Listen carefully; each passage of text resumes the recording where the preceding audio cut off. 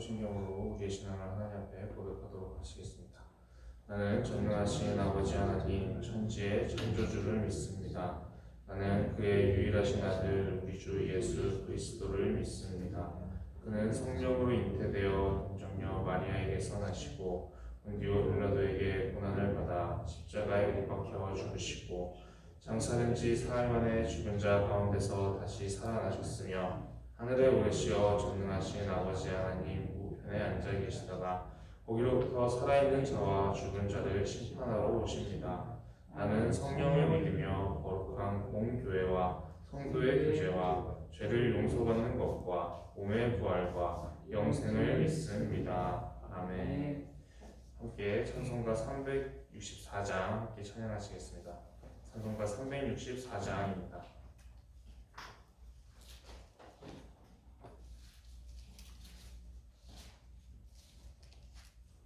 찬송가 364장 함께 찬양하시겠습니다. 내 기도하는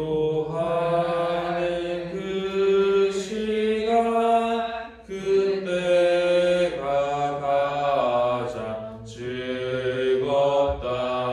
이 세상 근심 걱정에 얽매인 나를 부르사 내 진정 소원 주 앞에 난 낯이 바로 아래여 큰 불행 당해 슬플 때 나 위로받게 하시네.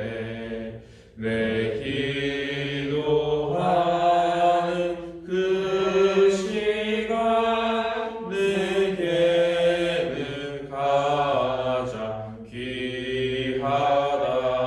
저 광야 같은 세상에 끝없이 방황하면서 위대한 길로 나갈 때 주께서 나를 이끌어 그 보좌 앞에 나아가 그 은혜 받게 하시네.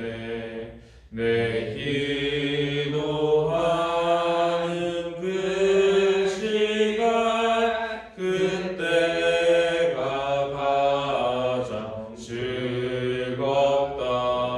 이때껏 지은 큰 죄로 내 마음 심히 아파도 참 마음으로 뉘우쳐 다 숨김없이 아뢰면 주 나를 위해 보주사 새 은혜 부어 주시네.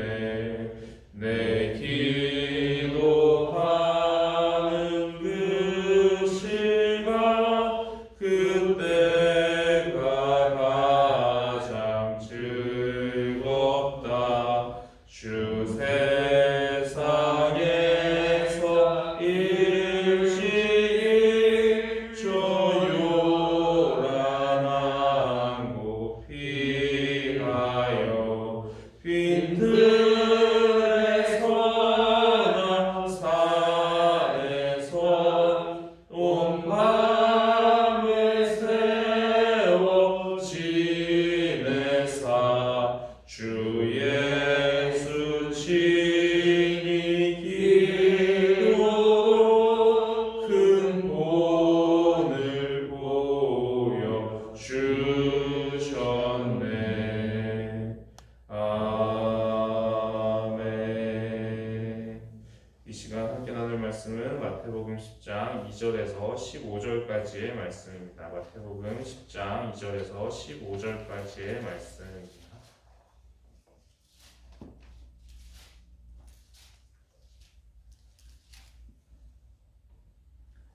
마태복음 10장 2절에서 15절까지의 말씀을 교독하여 읽도록 하겠습니다.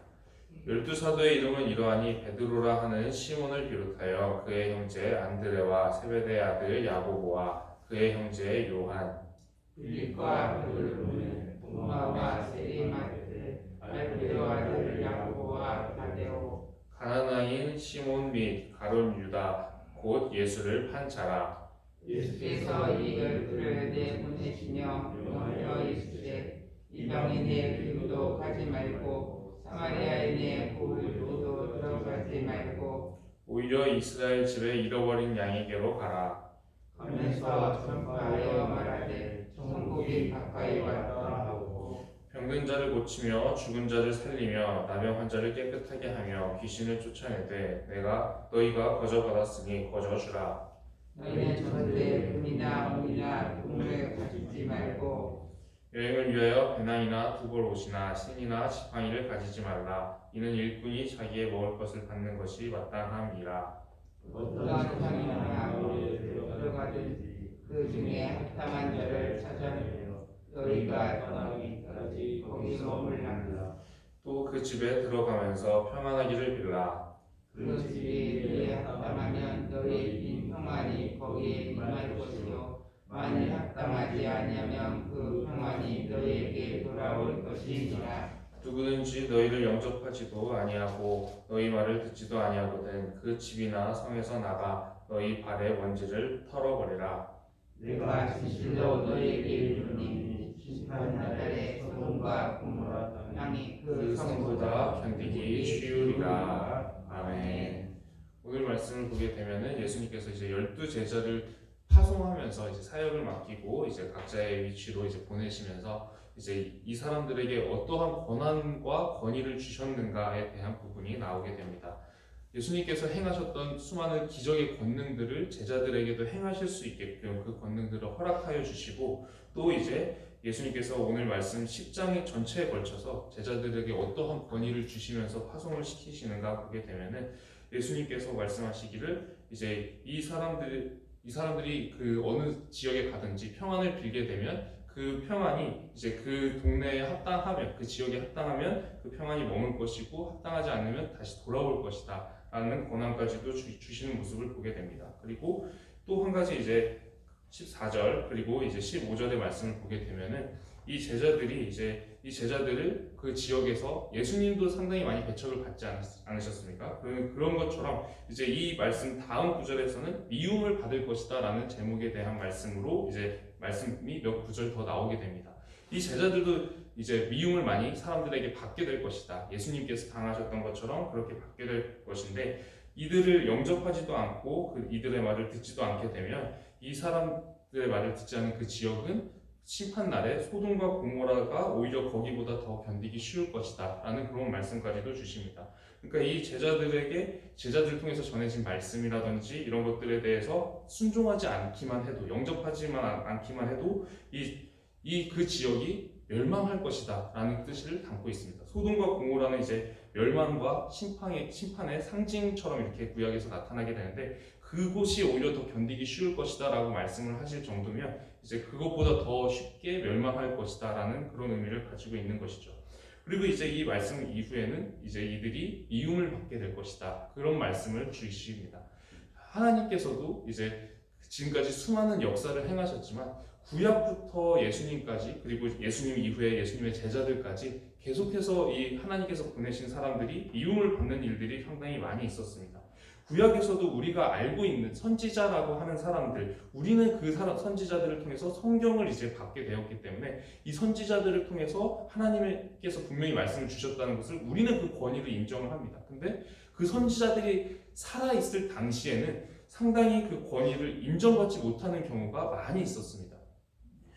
그리고 또 특히나 이제 이스라엘이 죄 가운데서 많이 이제 빠져 있는 경우들이 많이 있었기 때문에 하나님께서 그럴 때에는 선지자를 통해서 그들이 죄 가운데 있음을 지적하시고 책망하시고 거기서 돌이키라는 말씀을 많이 주시게 되는데, 이런 말씀을 이제 맡은 그런 선지자들 같은 경우는 특히나 더 많이 박해를 받거나 공격을 당하거나 이런 일들이 많이 있습니다. 그래서 심지어 이제 단순히 어느 정도 박해 정도로 끝나지 않고 심지어 죽이는 경우도 많이 생기게 되는데요.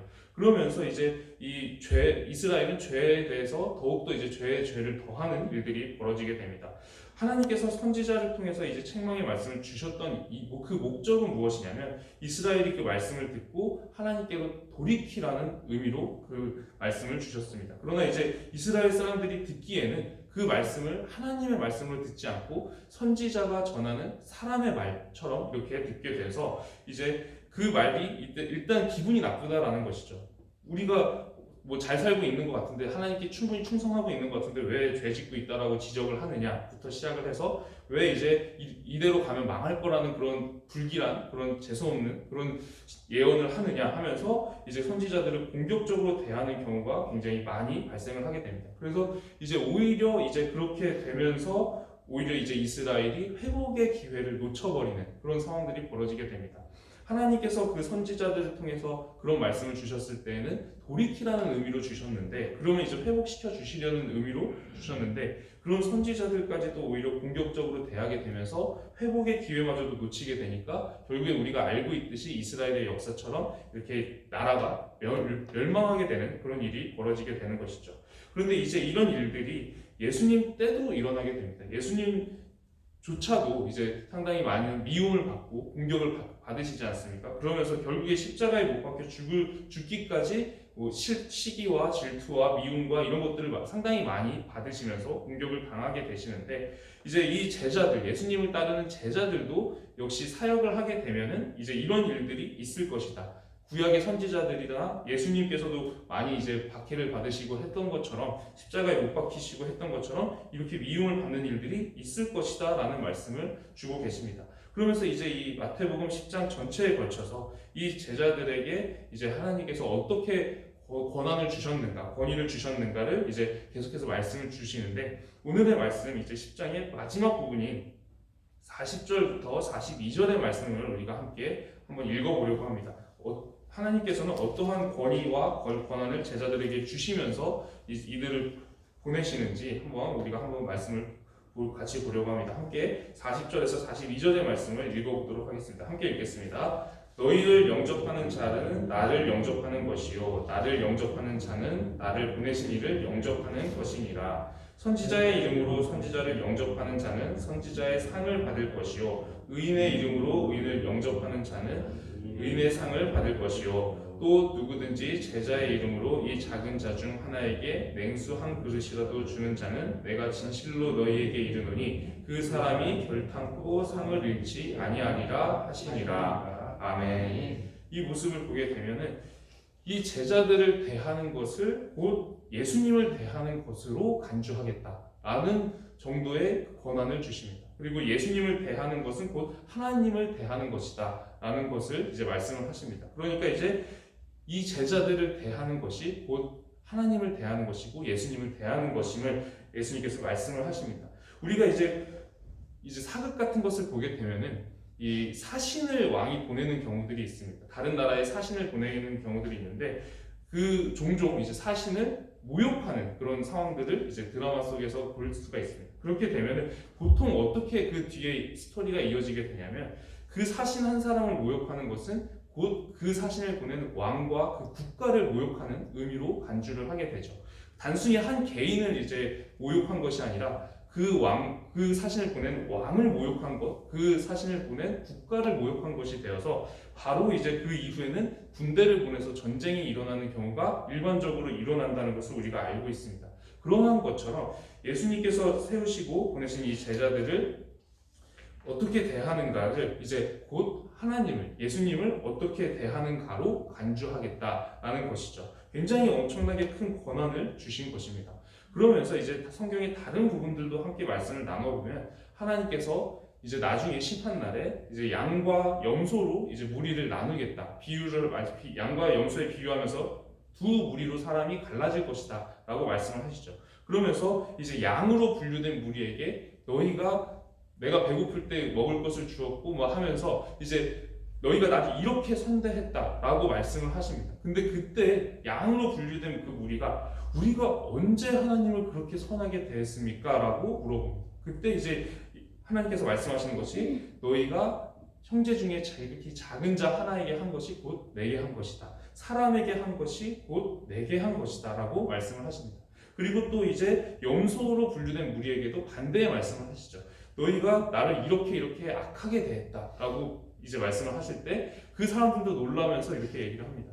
우리가 언제 하나님을 그렇게 악하게 대했습니까? 그렇게 물어보게 되는데 그때도 같은 말씀을 주십니다. 사람을 악하게 대한 것이 곧 나를 악하게 대한 것이다 라고 말씀을 하시는 것이죠. 이 말씀을 보게 되면 왜 이렇게까지 이렇게 하나님과 사람이 연동된 것처럼 이렇게 말씀을 하시는 건가? 이 부분을 보게 되면 그 부분을 우리가 이해할 수 있는 좋은 예가 하나 있습니다. 사도 바울이 이제 우상에게 바친 재물을 먹는 것을 이제 자제하라라는 내용을 고린도전서 이제에서 말씀을 전하는 내용이 있는데요. 이제 사람들 사이에 논란이 있는 겁니다. 우상에게 바쳐진 재물을 먹게 되는 그런 상황들이 벌어지는 상황들이 있었는데 어떠한 사람들은 우상은 아무것도 아니고 신은 오직 하나님 한 분밖에 없으니까 이 우상에게 바쳐진 거 아무 의미 없다. 그냥 우리가 뭐 이거를 뭐 시장에서 사 먹든지 이렇게 해도 그냥 식품으로 여기면 되는 것이지 그걸 가지고 우리가 뭐 신앙적으로 부정해지거나 뭐 이렇게 되는 것이 아니다라고 생각하는 사람들이 그룹이 있었고 또 어떤 사람들은 그래도 뭔가 찝찝한 겁니다. 뭔가 이것이 우상 숭배에 참여하는 것 같고 뭔가 이제 우리의 신앙이 더럽혀지는 것 같고 그러면서 찝찝해하는 사람들이 있었습니다. 그때 이제 사도 바울이 뭐라고 얘기를 하게 되냐면 괜찮다라고 생각하는 사람들, 이 사람들이 오히려 믿음이 강한 사람들이라는 겁니다. 믿음이 강하고 우상은 아무것도 아니라는 지식이 그들에게 있고 하나님을 향한 굳건한 믿음이 있기 때문에 이런 음식 같은 걸로 내가 더럽혀지지 않을 거라는 강한 믿음이 있는 사람들이라서 이 사람들은 그렇게 생각을 하는데 오히려 더 믿음이 약한 사람들은 뭔가 찝찝한 겁니다. 그것조차도 뭔가 찝찝해서 약간 꺼려하고 있는 그런 상황들이 있는데 이 사람들이 만약에 이제 괜찮다 우상에게 바쳐진 재물 그런 음식을 먹어도 우리의 신앙과는 우리가 우상 숭배에 직접적으로 뭐 간접적으로 관여하는 것이 아니다라고 주장하는 그 사람들이 나는 괜찮다고 생각하니까 이 찝찝해하는 사람들 앞에서 막 그냥 우상에게 바쳐진 재물을 먹고 같이 이렇게 해버리면은 이 사람들이 시험에 든다라는 것이죠. 그리고 그 시험에 드는 사람들이 어떠한 사람들인지를 기억하라라고 얘기를 합니다. 그 사람들이 어떠한 사람들이냐면 예수님께서 이들을 너무나도 사랑하셔서 목숨을 버리기까지 이제 그렇게 구원의 사역을 행하시고 이들을 건져내신 사람들이다. 예수님께서 자기 목숨을 버려가면서까지 그렇게 살리려고 하셨던 그 사람들이기 때문에 이 사람들의 믿음이 실족하는 일이 벌어진다면 나는 그렇다면 고기를 먹지 않겠다. 나 같으면 그 사람들 앞에서 고기 먹는 것을 나는 괜찮다고 생각을 해도 우상에게 바쳐진 재물을 먹는 게 나는 괜찮다고 생각을 해도 이 사람들이 시험 들까봐 자제하겠다. 바울 나라면 그렇게 하겠다 라고 얘기를 하는 모습을 볼 수가 있습니다. 그 말씀 속에서 굉장히 중요한 원리가 있는 것이죠. 이 사람들이 예수님께서 자기 목숨을 버려가면서까지도 사랑하시고 살려내려고 애쓰신 그 사람들이기에 이 사람들이 실족할 만한 것이 있다면 자제해라 라고 말씀을 전하는 그 사도 바울의 말씀 속에 굉장한 지혜가 들어있다라고 생각이 됩니다. 그리고 또한 이제 요한일서의 말씀을 보게 되면은 사람을 사랑하지 않는 사람이 하나님을 사랑한다라고 말한다면 그것은 곧 거짓말하는 것이다 라고 얘기를 합니다. 하나님을 사랑한다면 곧 사람도 사랑할 것이다. 당연히 그렇게 이어질 것이다 라고 말씀을 전하고 계신 것이죠. 그래서 오늘 이제 말씀들을 보게 되면 사람을 어떻게 대하느냐 이 부분이 신앙생활에 있어서 굉장히 중요한 부분이다라는 것을 하나님께서는 말씀을 하고 계십니다. 사람을 악하게 대하면서 이제 하나님께 내가 충성하고 있다든지 아니면 하나님을 사랑한다고 말해도 하나님께서는 그 고백을 기뻐하시지 않는다라는 것입니다. 그래서 이제 성경은 반복해서 그 전에도 우리가 이와 비슷한 말씀을 함께 나눴었는데 인간관계와 신앙이 굉장히 깊게 연관이 되어 있다라는 것을 말씀을 하고 계십니다. 하나님을 향한 신앙이 사람과의 관계와 영향을 미치게 되고 또 사람과의 관계가 하나님을 향한 신앙과 또 연관이 되어 있음을 하나님께서 말씀하시면서 우리가 이제 사람을 대할 때 어떠한 마음으로 대할 것인가 라는 부분에 대해서 하나님께서는 말씀을 하고 계십니다.